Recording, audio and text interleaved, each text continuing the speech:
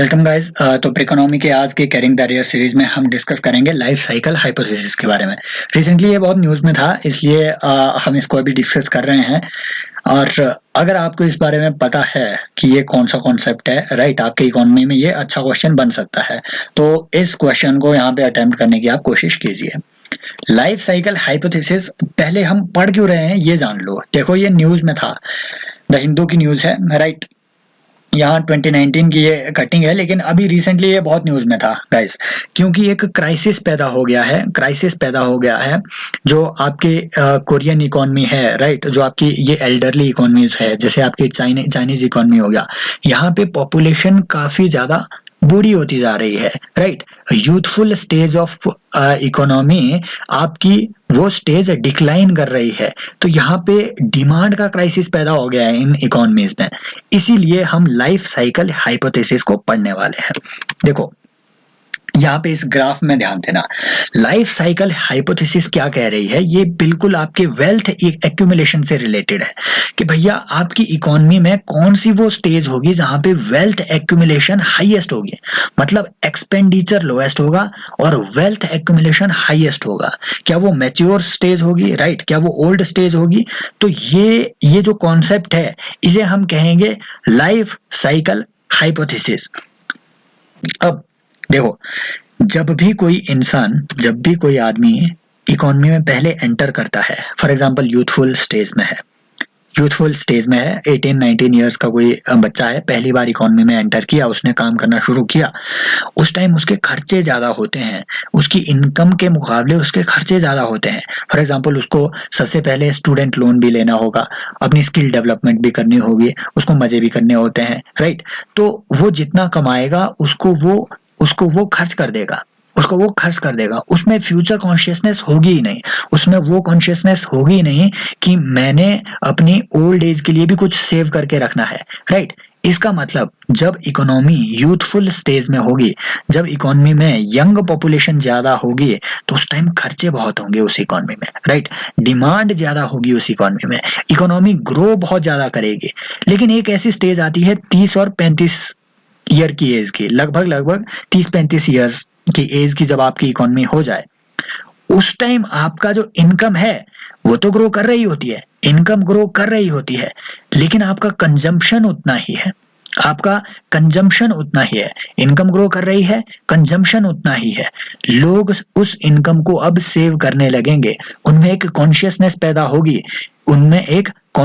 पैदा होगी कि हम जब अब बूढ़े होंगे तब के लिए हमने कुछ अपना पैसा इन्वेस्ट करके रखना है, वो सेविंग्स में इन्वेस्ट करेंगे, वो बॉन्ड्स में इन्वेस्ट करेंगे, राइट। इसकी वजह से मार्केट में जो डिमांड डिक्रीज कर जाएगी, वेल्थ एक्यूमुलेशन बढ़ रही है, राइट, बॉन्ड्स में इन्वेस्टमेंट बढ़ रही है, सेविंग्स ज्यादा हो रही है, वेल्थ एक्यूमुलेट हो रही है, लेकिन मार्केट में डिमांड कम हो रही है। तो जो आपकी यंग इकोनॉमी होती है, राइट, जो यंग इकोनॉमी होती है, उस स्टेज में इकोनॉमी में वेल्थ एक्यूमुलेशन इंक्रीज होती है लाइफ साइकिल हाइपोथेसिस के अनुसार, लेकिन उसकी डिमांड कम हो जाती है। लेकिन अगेन एक सिचुएशन पैदा होती है जब इकोनॉमी ओल्ड हो जाती है, when the population has grown old. उस टाइम क्या होता है भैया, ओल्ड एज के जो लोग होते हैं, इन्होंने जितनी भी सेविंग की होती है, अब ये कमा तो नहीं रहे हैं, लेकिन जितनी भी इन्होंने सेविंग की होती है, अब उनको ये खर्च करने लग जाएंगे, राइट। ये मार्केट में जाएंगे, अपने आराम से व्हीलचेयर परचेज करेंगे। इनकी जो परचेजिंग है मार्केट से, वो ज्यादा हो जाएगी, मतलब मार्केट में डिमांड इंक्रीज होगी, लेकिन किसकी वजह से? जो इन्होंने जवानी में कमाया था उसी की वजह से, राइट। ये नया कोई अपनी वेल्थ क्रिएट नहीं कर रहे हैं, एक्यूमुलेटेड वेल्थ को मार्केट में यूज कर रहे हैं अपनी गुड्स परचेज करने के लिए। तो डिमांड इंक्रीज हो रही है, लेकिन क्या वेल्थ एक्यूमुलेशन वहां पे इंक्रीज होगी ओल्ड स्टेज में? नहीं सर, बिल्कुल नहीं। जो इन्होंने सेव किया था वो मार्केट में जाएंगे, उससे ये पैसा खर्च करके अपने लिए चीजें लाएंगे। तो ये जो इकोनॉमी की स्टेज है, ये किसके थ्रू आप जस्टिफाई करते हो? इसे आप कहते हैं इकोनॉमिक्स में लाइफ साइकिल हाइपोथेसिस, कि इकोनॉमी का जो लाइफ साइकिल होता है वो ओल्ड एज में और यंग एज में उसमें वेल्थ एक्यूमुलेशन कम होता है, वेल्थ एक्यूमुलेशन कम होता है, राइट। डिमांड इंक्रीज होती है, वेल्थ एक्यूमुलेशन कम होता है। वेल्थ एक्यूमुलेट सबसे ज्यादा कब होगी? जब वो मिडल एज में होगी, राइट, जब वो यूथफुल एज में होगी, जब वो यंग एज में होगी।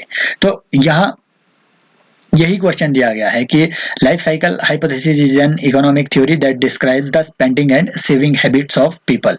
बिल्कुल sir, statement 1 is true. As per the life cycle hypothesis wealth accumulation is low during youth and old age and high during middle age. बिल्कुल सर, हमने डिस्कस किया हुआ है, ये कुछ ऐसे चलता है आपका वेल्थ एक्यूमुलेशन।